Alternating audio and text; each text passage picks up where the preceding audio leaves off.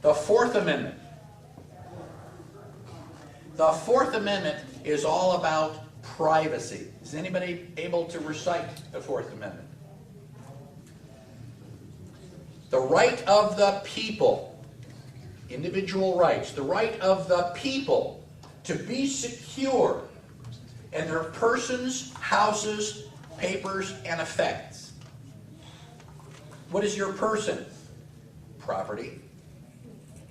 What are your papers? Property. What are your houses? Property. What are your effects? More property. You have a right to all of your property. The government cannot come in and do a cavity search and invade your property against unreasonable searches and seizures. Unreasonable being the key word.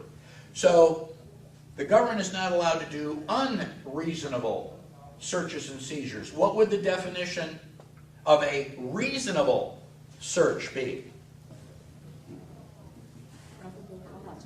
What's that? Probable cause. They have to have probable cause.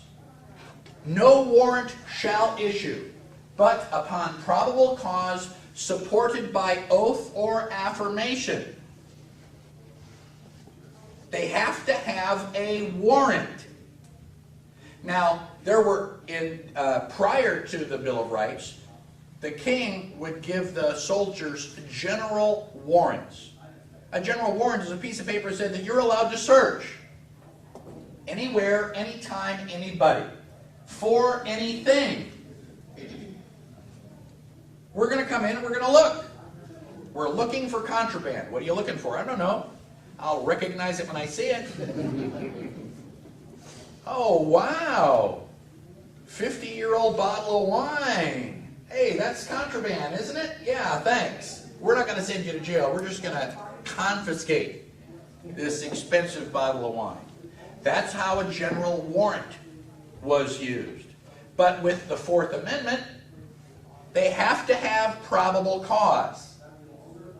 So the police officer, whoever is going to get the warrant, they go to the judge, says, Judge, we're going to go and we're going to search for drugs.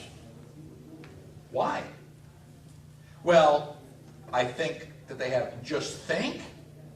You just think. You have to have probable cause. We have to be the house has been under surveillance. We've been watching them carry on all this stuff. They're taking in all this acetone, and unless you have a lot of painting to do, you're probably making methamphetamines or something like that. We've got all this evidence, and Your Honor, I swear they're doing drugs in this house. So the warrant has to be supported by oath or affirmation. Somebody from the government has to put their butt and their reputation on the line. I'm willing to take responsibility and liability for this warrant. Okay, here's your warrant. So now they come in 2 o'clock in the morning, they kick down the door, they get the family up in their underwear, standing in the living room, and we start searching the house, tearing the sheets off the bed, going through the underwear drawer, those favorite ones that you have, that they're doing all this stuff, looking, oh, we found your Playboy magazines. And they, oh, we tore the house apart and there are no drugs. Have they violated your rights? Yes, they violated your rights. There were no drugs. In fact, we got the wrong house. It wasn't 4144, it was 4441, and it's like next door, and, sorry about that. There's a draft because we knocked the door off the hinges. Has the government violated your rights? Yes.